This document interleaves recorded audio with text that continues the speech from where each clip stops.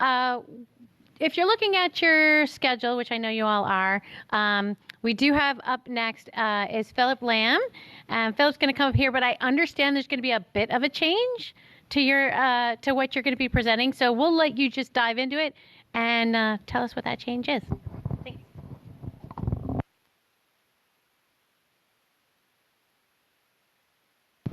Okay, I'm going to try to do my best to hold on to this and talk at the same time. Hi, I'm Phil. I work for DIT under Billy Hilton with the Solutions Delivery Agency.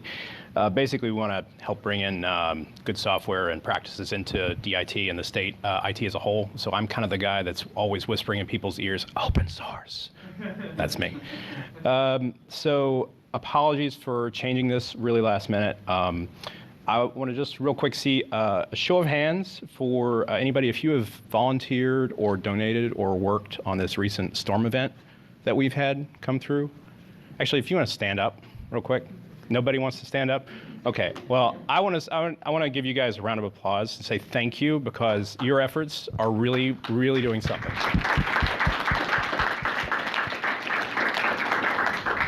So speaking of disasters, so I wanted to do what we call an AAR. That's an after-action review, even though it's kind of still going on in terms of the emergency response from an IT standpoint. So specifically what DIT and other agencies in the state have done. This is very kind of zoomed-in view of what I saw when I was at the Emergency Operations Center at JFHQ. But there's also some stuff here that I know Chris has worked on with the open source community and the tech community here that I want to go over. But just kind of to review that a little bit. So I threw all this together kind of last minute. It's still very fresh in my mind, and I'm still kind of parsing everything. So this may be a little stop and go, and also feel free to throw up your hands if you have questions as we go through. So apologies if it didn't seem super refined, but so let's see. I wanted to talk about what we as a community, what we at DIT have been doing. I also really want to go over areas of difficulty, things that we've encountered during this process, and then talk about potential next steps for improving this as we go through. Yeah, I'm going to be reading from my notes a little bit too, as I said, fresh in my mind. So we were asked by DPS to be available Thursday of last week, and since that time we've been working 12-hour shifts at Joint Force Headquarters, which is over by NC State, every day since then. Thank you for letting me escape. What is DIT? So DIT, the Department of Information Technology for the state of North Carolina. Yeah. So for me personally, as a private in the Army National Guard, going to JFHQ and seeing Major, Lieutenant Colonel, oh, look, there's Major General Lusk. I was like a long-tailed cat in a room full of rocking chairs. But it was really cool to see the processes going on behind this and all the different agencies that are working together to get people safe and to make sure that they stay safe. Awesome, eye-opening experience. What were we doing? There were 15 to 20 people in what we call the JIC, the Joint Information Center. Let's see, we can see some of us working there. Basically, let me screw forward here. Right, so the stuff that IT was doing. So NCDPS, as I said, asked us to come in. We were doing general disaster information, keeping the websites up to date. I'll go over that in a minute. Also making sure that a number of other state agencies and state websites had donation information popping up. And then also looking at, we use Matomo for internal analytics, looking at the database in order to make sure that people are finding the data that they need. And working on improving our content in order to fit that, basically. I mentioned the JIC. Let's see, one of the things, let's see. Oh, yeah, this is really cool. I'm bouncing around my notes here. So we had total unique visitors over the last 7 days for the NCDPS site, 1.24 million uniques, which is, I think, a 286% increase over what we normally see in that period. Who wants to take a guess at what percentage of that was mobile? Anybody? Raise your hand. Anybody? Shout a number. 95. you're very, very, tech people. It was 62%, which is actually for us is huge. It's a huge difference. Normally, people are going to DPS. They're on their, the laptops at home or on their work computers. The jump that we saw was incredible, and just shows that we need to be paying attention to the ways that people are accessing data on these government websites. And so that's one of the things we've done with the Digital Commons platform, is make sure that it's mobile friendly, and we can have that data in a mobile friendly and accessible format. So one of the things we did was put up a evacuation orders map. So this is mobile friendly. If you access it, it's still up there now. You can click through. We also had a text version for screen readers. So that was getting used a lot. One of the other things in terms of moving forward quickly, as a very rapidly changing environment, one of the people that work at DPS set up a web form on the DPS website, basically a request assistance web form. And we had, within the first 2 hours of putting that up, we had something like 50 requests come through. After that, we decided that this needed to be something that was put in front of emergency responders. So they came to us to say, can you please put this on a map somehow? So I love that. It's like, okay, here's some data, and it's not parsed. It's just people submitting stuff. So please put this on a map so people can get rescued. So the challenge there was basically to work with 3 different agencies in order to take this data. We parsed it out using an Esri geocoder, and then output it in a GORSS format, which then was used by the Web EOC team, the Web Emergency Operations Command, to provide dashboards for regional emergency response teams. So all that work was done in about maybe like 4 hours, from like, hey, there's this data here, to we need to get something up so people can get rescued. And one of the hardest things that I did all weekend was having to review some of this stuff as it comes in. And this is serious stuff. These are, like people up a tree, or, my 84-year-old grandmother is on dialysis and her power's out and she doesn't have any food to eat. This is really important stuff. And I'm not saying that to pat my own back. I'm saying this needs to be done right, and it needs to be done correctly, because lives are at stake.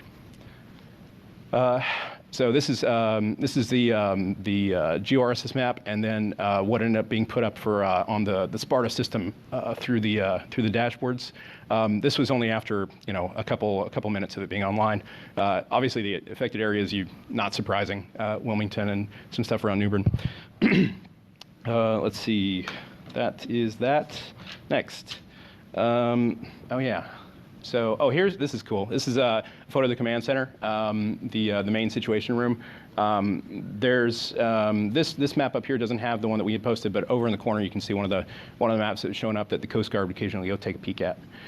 One of the things that I really want to talk about is shelter mapping. So when you have a disaster, people are displaced from the homes, they need to go somewhere in order to live, have a roof over their head temporarily. And knowing where to go is really important. And this is one of those things where we worked on shelter mapping internally, and then I know that the brigades worked on some stuff externally as well. And so I'm going to talk a little bit about that. And this is, let's see, yeah. So working with the American Red Cross and DHHS and Department of Social Services under DHHS, we took, I'll go over the kind of the bad parts of this in a minute, or the difficult parts. But we were basically doing the similar situation, parsing things through Esri and then dropping them into GORSS. There was some really cool interactions with private enterprise that happened during this process. So we have ways for people to get in touch with us through contact forms. People are monitoring these things. There was a couple of developers from Uber who contacted us to say, hey, we saw that you have this shelter map up, this guy. Is there any way to get that in a GORSS feed? And we said, okay, well, let's take a look at it. So it wasn't immediately obvious how to do it, but we use AWS for our infrastructure. So we just spun up an EC2 instance and had something parsing this. Yeah, okay. Had something parsing this kind of on the fly and output that to them. And what that allowed them to do was to give free rides to people anywhere where Uber is still operating, free rides to any shelter. So they kind of geocoded that out, which is pretty neat. I'll talk about that in a minute. Oh yeah, I made a lot of coffee. I really like to do sweeping floors. Making coffee is my version of sweeping floors. It's just like taking a break. All right, so I know we don't have a ton of time. I want to talk about community efforts real quick. So we had FlorenceResponse.org, and there's also crowdsource. Sorry for the typo. Crowdsource Rescue. This was another way for people to find shelter listings, and this is super cool. I don't know if this is Cajun Navy or if these guys use. It's a separate group.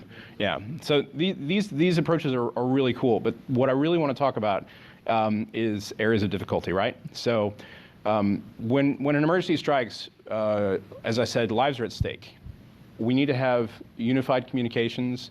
Work that's being done on these things needs to be orchestrated and prioritized based on what people on the ground and the agencies are seeing as necessary. Another thing that, I don't know if anybody's at the Digital Gov Summit for NC or not, we talked a lot about open data, and I see some familiar faces from that. Single source of truth is incredibly important. When we have a map that, for example, this map is really useful for people. One of the issues that we have with this map, and not just this one, but the one that we posted as well, was this data is changing all the time. We had I'll give you an example. Let me move forward here a little bit. This was the spreadsheet nightmare that I got to take part in managing through DSS and Red Cross.